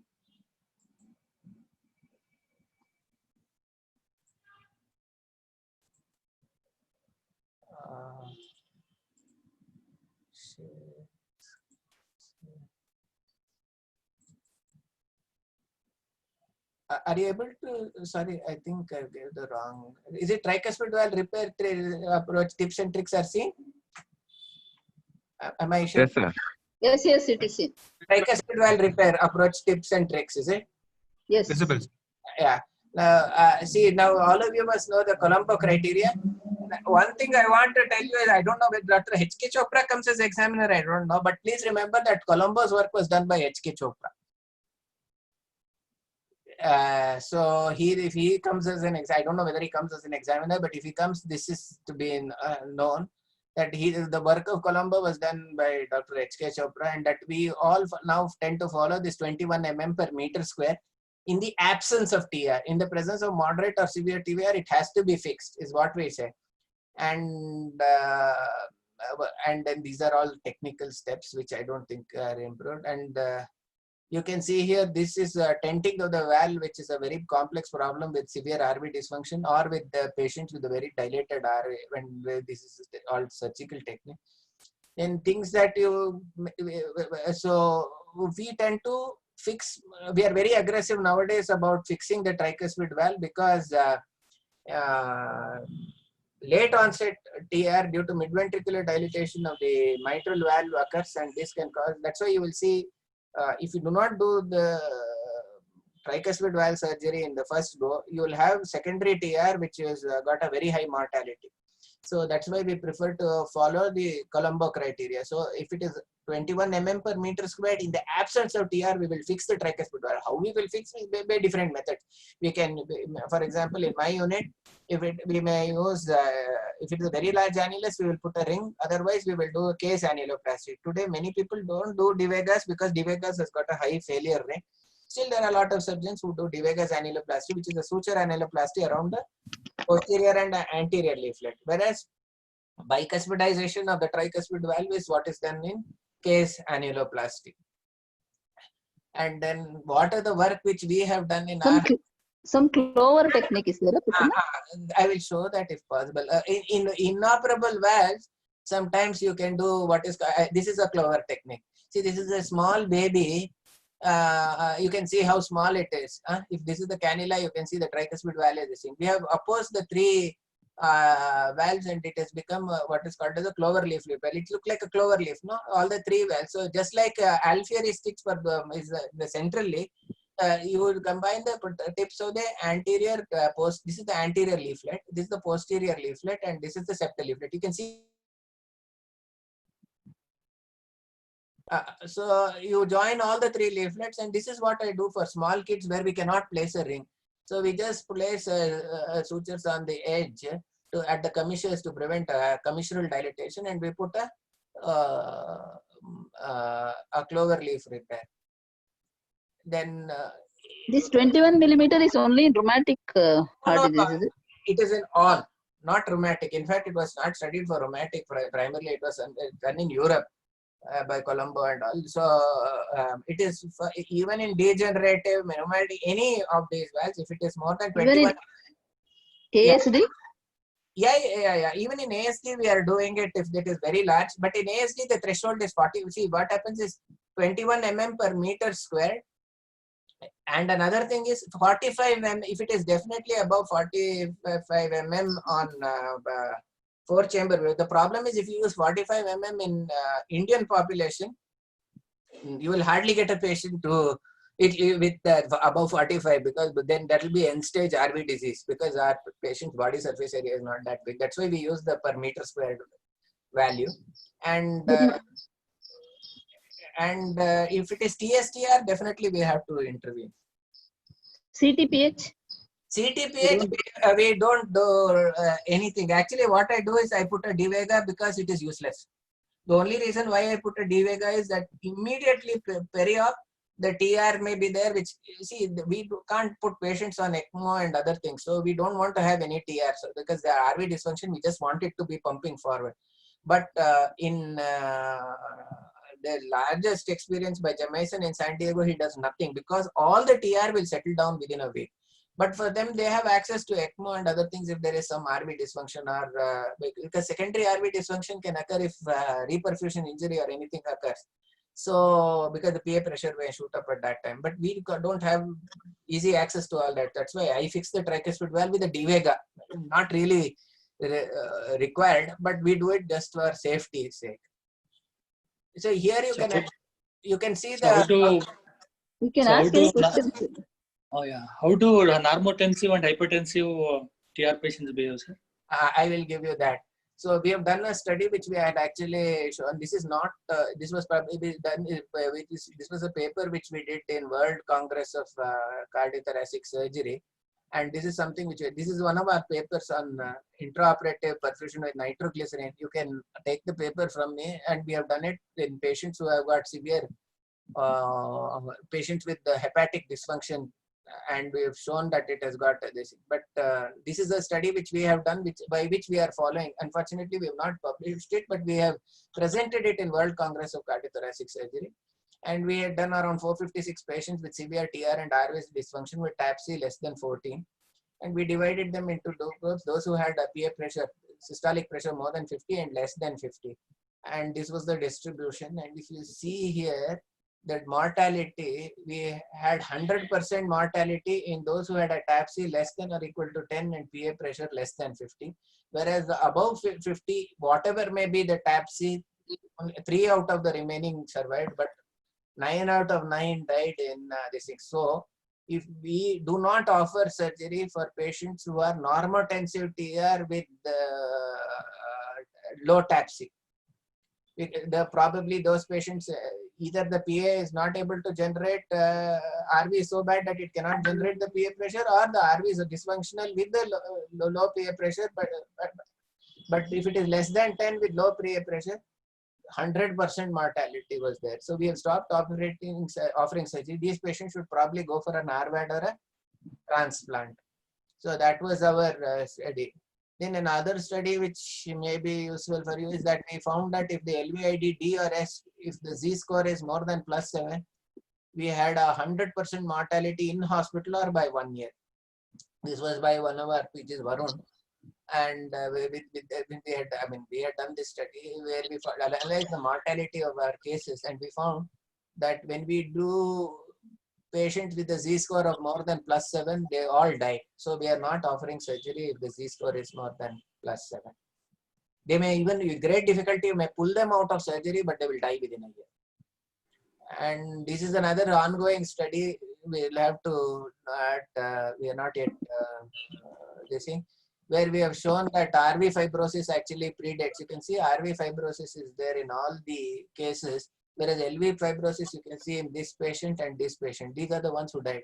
So biventricular fibrosis is a predictor of mortality, whereas RV fibrosis predates LV fibrosis. Probably this is the reason why we find that despite correcting the LV, that the RV continues to be bad. That is why we are trying to, after this study, we are trying to put up a plea that we should go in at the time when RV dysfunction is there. When the TAPC drops below 20 itself is an indication to go in early, and rather than wait conservatively, because that will vitiate the long-term results, because patients die after LV surgery, they die because of RV dysfunction. So that's some of the things. Then if people want to see some things, I told you, see, this is a tented valve because of severe dilated RV, which we have had to do special surgical techniques for it. Then so the now most commonly done is ring annuloplasty. Yeah, ring annuloplasty is the commonest one. Then So do you decide based only on the echo, or do you do anything on the table? Echo and on the table, no. The decision to do tricuspid valve repair is taken beforehand itself. If you do more than 21 mm per meter square, fix it. If it is, what is the surgery which I will do will be many times determined on table. But if the valve annulus is very big, definitely we will put in a ring.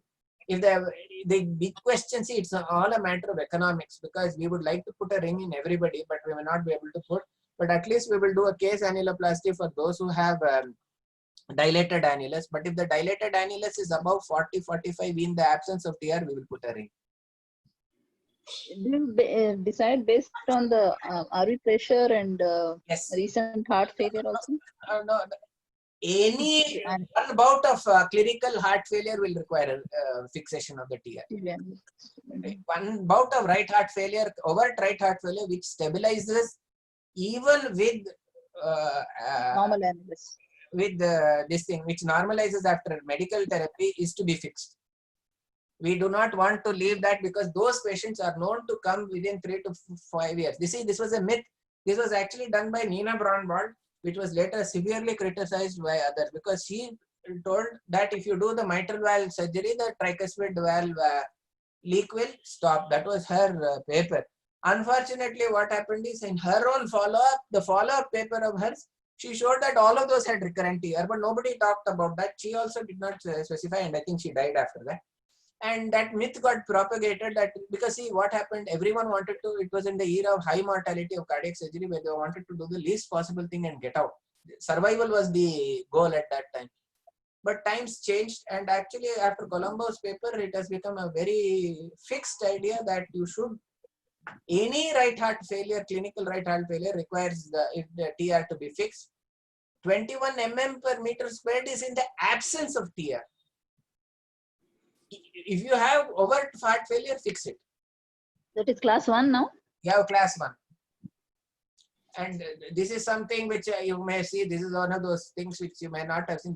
I have myself done around 5 of these. Very few centers in the world have done. This is a small kid with the mitral valve damaged, and we have done a tricuspid autograft. You can see this very bad endocarditis in this kid. You can see it is a very small kid. And we have taken the posterior septal commissure of the tricuspid valve and put it, and this same valve is looking like this now. This is a repaired tricuspid valve, and then the child is now 11 years old and doing well. That is pericardium. No. We have taken the autograft. We have taken the posterior septal. This is the tricuspid valve. This is the damaged mitral valve. You can see this whole commissure perforation. Okay. And we have actually taken the posterior septal commissure of the tricuspid valve and transplanted it to the child. And it mitral position. In a mitral position. Now you can see the repaired mitral valve. Now this whole thing is the tricuspid valve here. What you see, this much is actually not the patient mitral valve. This part is all. And here is the repaired tricuspid valve. He has got some moderate TR now, but otherwise good RV function, and he is 12 years. I had operated him when he was 11 or 12 years. I had operated him when he was a 1.5-year-old baby. In what way it's better than pericardium? Because it grows, no? Okay. Tricuspid grows. Okay. Yeah. And these are all people, if you want to see what is endocarditis, see, this is endocarditis with ruptured chordae. This is drop lesion. From the aortic valve, there is a perforation. Can you see this perforation? 2 perforations. And this is the excised perforation. It is patched. That's called a drop lesion. Then these are all various repair techniques. This is peeling, rings. These are different ways of dealing with the valve. This was actually for a talk on this is the fish mouth appearance of the mitral valve. Can you see? And this is the commissurotomy going on. So this is a pseudo. This can be asked: what is the difference between a pseudo cleft and a true cleft? A pseudo cleft is one where there is caudal apparatus attached along the margin of the cleft, whereas in a true cleft there is no caudal apparatus. And this is the paper, this is the work which we had done with Dr. Dattatreya. He had won the Indian Association of Echocardiography paper where we described the infrapyramidal triangle. See, they may ask it because I had given in CSI a Zoom lecture on RHD, so they may ask this for the students. In fact, I dedicated the talk to him only. So we described a triangle where based on the caudal apparatus, the posterior LV wall and the PML, and we found that if the infrapyramidal triangle is greater than 1.5 centimeters, you had a 98% rate, whereas if it is less than 1 centimeter squared, you can see a calcified valve, small infrapyramidal triangle, repair rate falls down to 60%. And Sampath Kumar has done another thing saying that the AML height less than 26 mm is a predictor for repair. So those are the things. And this is how a typical rheumatic valve is. You can see AML prolapse, PML retraction, commissural fusion. So those are different things. So the triangle is for rheumatic heart disease, rheumatic mitral valve repair, or any mitral valve repair, sir? For rheumatic heart disease. For rheumatic heart disease. It is okay, because see, the rheumatic heart disease, you have deficiency of tissue. In myxomatous valve, you have too much of tissue. It's always easy to subtract than to add, no? Okay, sir. Thank you, sir. Okay. Any other things you want to know? Any other questions you have, you can ask. Sir, what did you do for this thing, tricuspid valve position, when you took TV autograph? Oh, I bicuspidized the tricuspid valve. I made the mitral. I took the posterior medial commissure, no? One second. This is one, before I tell Biresh, 1 second. This is a statement I'm making. In 2020, it is unethical not repair isolated P2 prolapse. If you have got isolated P2 prolapse, it has to be sent to a surgeon who can repair, because you can normalize the lifespan of that person. Okay. So please remember, P2 prolapse is to be repaired in 2020. It should be an honest attempt at repair. In our hospital, from 1997, we have not replaced any P2 prolapse. In fact, we have had one recurrence, which we have actually re-repaired. So that is important. And 1 second. This is what we see. We have closed this. So this has become a bicuspid valve. That posterior septal commissure, we have excised this and sutured that together and did a annuloplasty. So it has become a bicuspid valve. Tricuspid has become bicuspid, and mitral valve has got replaced, and it has been transposed here with the caudal apparatus and papillary muscle. So you took commissure, adjacent leaflets, and the chordae, is it? Yes, chordae and the tip of the papillary muscle. Okay. We auto-transplanted it to the mitral valve. Because see, we had this bigger defect, no? All this is infected material, and this was some 1.5-year-old child. What processes can you put? So this is a desperate. I have done 5 of these totally, and all over the world, very few people have done this. It's not. It requires a lot of work to do, but it just goes to show that a lot of work can be done. And so did it grow with the child? Yeah, it has grown. All 5 children, it has grown. I told you, this 1.5-year-old child, he has come for follow-up at 12 years of age, 11.5 actually. And he is grown with the mitral valve area is good. Mitral valve is perfectly normal. He's got grade 1+2 TR but we are just watching that. Maybe when he grows up, we'll have to re-repair that tricuspid valve. But then a child with full-blown endocarditis has survived till now. You can see all these things, which is so many chordae were excised, leaflet was excised, all this muck was excised. And it looks beautiful here, the mitral valve. No? So a lot of things. See, this is balloon mitral valvotomy tear. What we do is we reconstitute the tear and do OMV. This is a papillary muscle rupture. What I have done is and this is not for a person who is not experienced in repair, is what we have done with the rupture is we have transplanted the ruptured papillary muscle to the opposite, to the anterior papillary muscle and repaired the valve. In fact, made it into a, what do you call it, like something like a parachute valve. It's not actually parachute because there's no stenosis. But we have transposed the posterior papillary muscle, which is ruptured. You can see the ruptured posterior papillary muscle.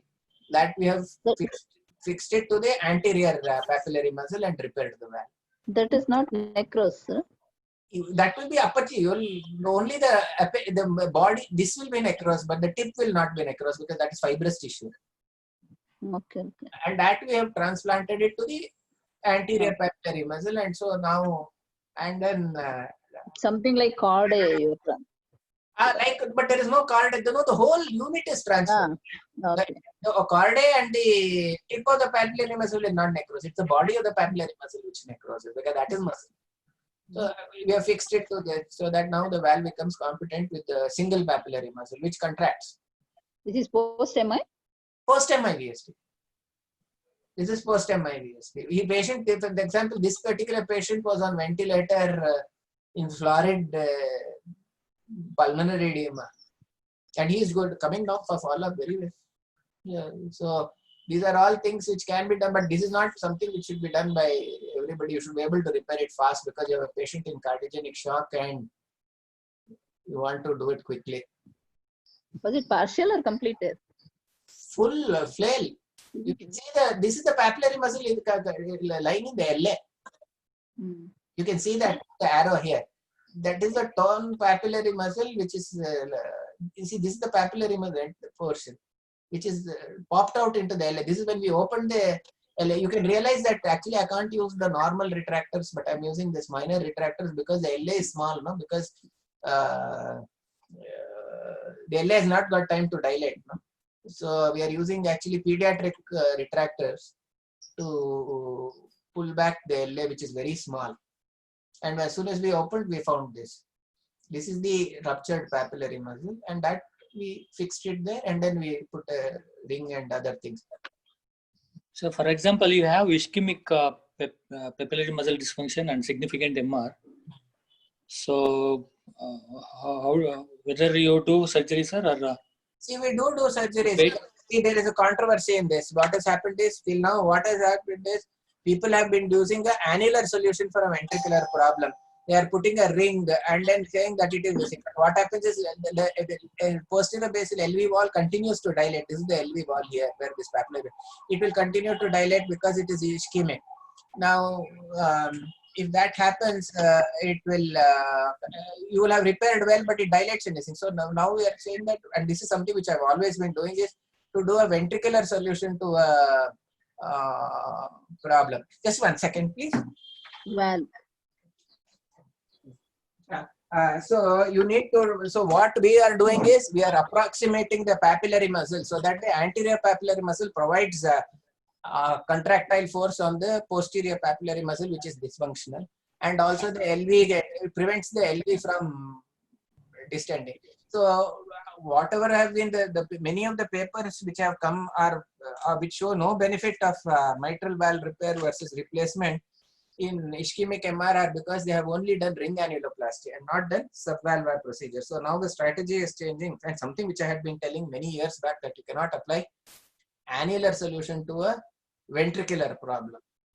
If, for example, if you relieve ischemia, is it going to improve its function? If you have more than 1 plus MR, it will not come down by CABG. In fact, that is why the ERO and estimation of ischemic MR is not the same as that of non-ischemic MR. So grade 2 conventional MR, ischemic MR is actually grade 3. It is because if you take the EROA and other things, practically grade 2 MR is grade 3. Okay.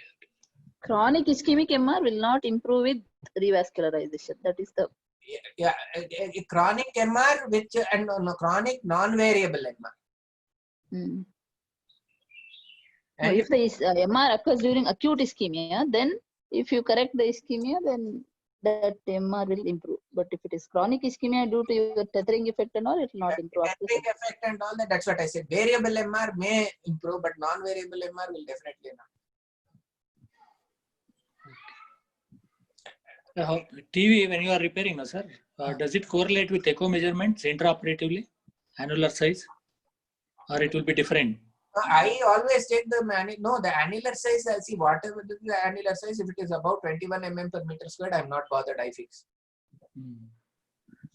So I measure in 4-chamber view, on the echo. If you see, all my echo reports will be having the TV annulus in 4-chamber view, and I calculate. See, 21 mm per meter squared is the correct number, but we practically say if whatever is the body surface area, if suppose the body surface is 1.4, it should not be above 28. If it is 1.5, it should not be more than 30. If we take like that, so that becomes the rule of thumb to fix the tricuspid. And I have a very low threshold. One thing is that once we started following this protocol, the percentage of patients who came with chronic right heart failure after left heart failure just dramatically decreased. Otherwise, cardiac surgery OPD always used to be having patients huffing and puffing with the right heart failure, swollen legs, and the mortality for those patients is 30%. When you go for resurgery. Why? Because probably the answer is because of that picture which I showed you. RV fibrosis predates LV fibrosis. That is the study we are doing on mechanism of RV failure with Indian Institute of Science. Any other question? Want to ask? Sir, is there any CT or MR correlate to echo tricuspid annular size? See, we have not really done that. There are claims about doing it. But see, we don't usually use tricuspid valve size for estimating on with CT and MRI. What we use is volumes and regurgitation. Because regurgitant estimation is supposed to be better with MRI, and volumes are also supposed to be the gold standard. But if you see how they actually take it, you realize that even there that it is based upon manual drawing, because they have also not got this AQ, automated edge detection is not good even in MRI, and so they have to manually do it. But we trust the volumes and the thing. For example, practically I will tell you, if you have AR and if you don't, this is what we have noticed. It's not mentioned in any textbook, but if you don't have a forward flow of at least 2.4 liters with severe AR, the patient's not going to make it. Something like that. Like that we have used the thing, and but we use now all those criteria which we have. 30 ml per meter squared, 16, 90, 120, all those for LV volumes, systolic volumes more than that if portend very bad prognosis. All that we are doing. And then now we have started doing T1 mapping to see for fibrosis. One thing is there on MRI, if you see on regular mapping, any scarring, it is fatal. We've had all of those days. Not on T1 mapping, on regular mapping, if you see any scar, then the actual scar will be very much. They have all died. Sir, is there any role of strain imaging, RV strain imaging pertaining to the TR-CVRT? Can you spoke so fast I couldn't hear you. There was some overlap.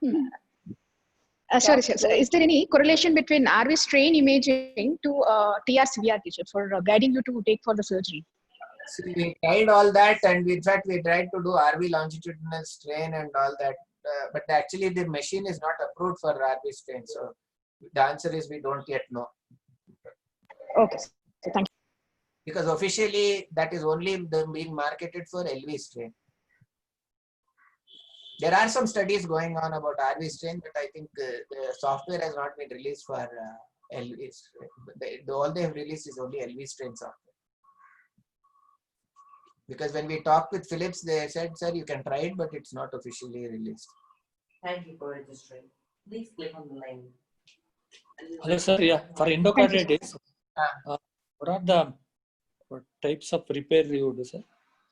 Endocarditis. Endocarditis, first rule is endocarditis. This is Tricuspid valve. for tricuspid valve. Oh, yeah. For tricuspid valve, we can excise the valve and then see what is left. See, this is the rule in endocarditis. You resect first, remove all the data, the infected material. Now you see whether you need to repair or replace. You can patch, you can do this. Now, there is a very commonly quoted article by Kim et al.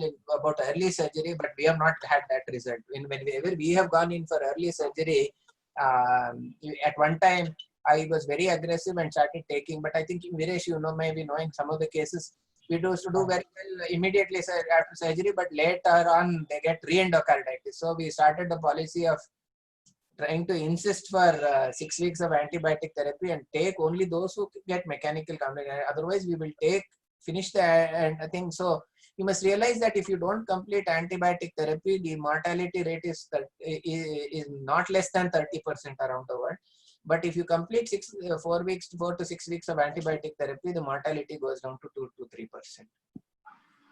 And you had done this thing, one tricuspid valve repair, sir, with you repaired with pericardial. No, not one. We have done many. Actually, we have done quite a few of them. I think you remember some of them which we have done. We have used autopericardial tricuspid valve reconstruction, and we have done it even for the mitral valve, and we have actually put it in CTSNet. Our video is published in CTSNet for those who are interested in seeing it. We have done this. That guy is doing very well. Very trivial TR, no stenosis. Young man, I think you remember he was in your surgical side for 1.5 months. Yes, Belgaum waiting completion of antibiotic therapy. He was refused all over Karnataka. Yes, sir. And he comes for follow-up to us. Yeah. Dr. Ramesh left. Yeah. He is a yoga teacher. He's almost normal, sir. Chambers are normal, function, everything is. We have done quite a few. In fact, for endocarditis, where we cannot wait, I have used the thing. We have presented it in our conference multiple times. And that we have done. We have even done it for the mitral valve also. No? Any other questions? Why patients die after endocarditis surgery is because one is severe perioperative vasoplegia, and then they can have bleeding because see remember you are operating a septic patient and coagulation factor, all those things are activated. They bleed like mad.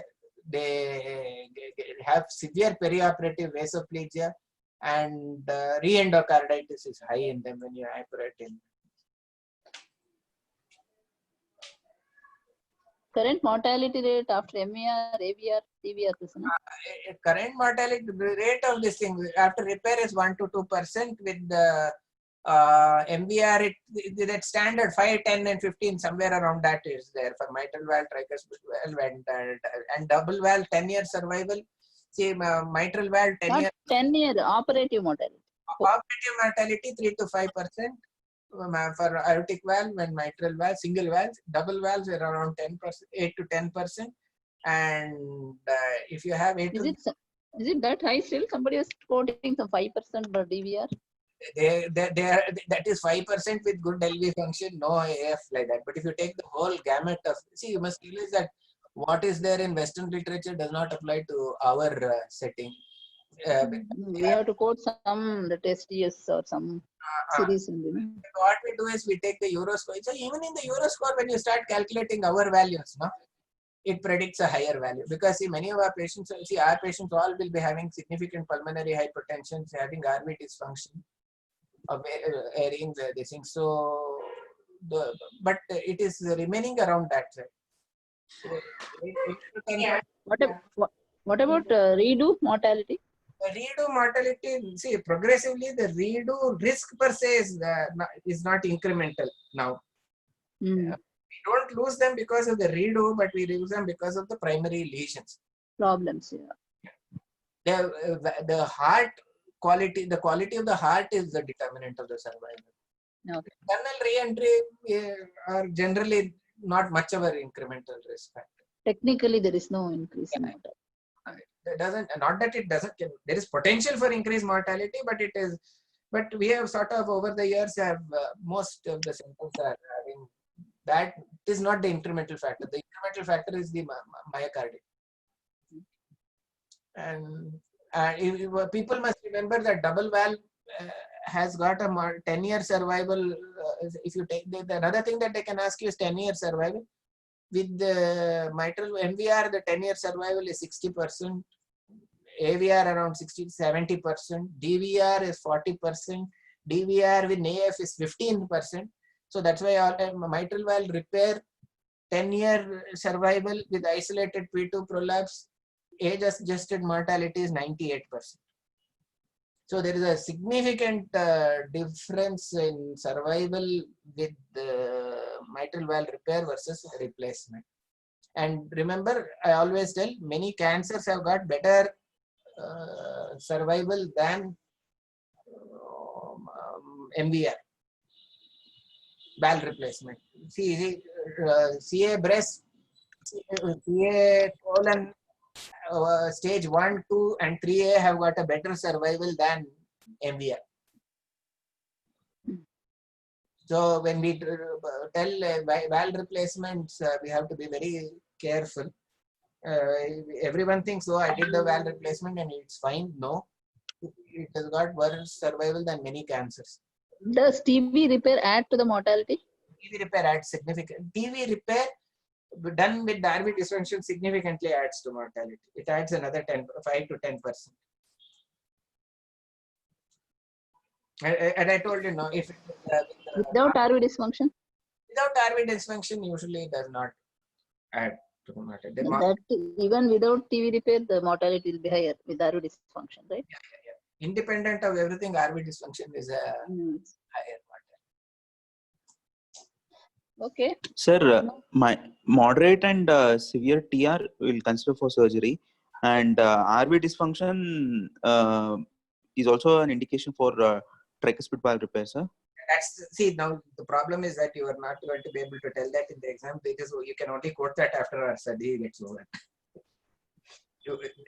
But you can see, we have found that if RV dysfunction, RV fibrosis predates LV fibrosis, so that should be used as a trigger for surgery. With that data has to be published. We have not yet published it, so don't say that now. Okay, okay, sir. Till it is published, then you can quote us. Okay, so as of now, it is only moderate and severe TR and annular size. Annular size. See, annular size. Any other question? Okay then. Anything else? Varun or anybody? Dimpu? Shalini? Okay, everybody disappeared. No, ma'am. I think that was exhaustive discussion. So we don't have any questions. Okay. Pretty much all the doubts been cleared. So yeah. Thank you, Prasanna. Thank you. Welcome. Okay, thank you, sir. Thank you, sir. thank you. Thank you, sir. Thanks, Biresh. Thank you, ma'am. Thank you, madam. Thank you, sir. Thank you so Yeah, much. thank you. And thanks, Dr. Prabhati, for organizing. Varun, thank you for arranging the program. Thank you. Thank you, sir. Welcome, sir. Thank you.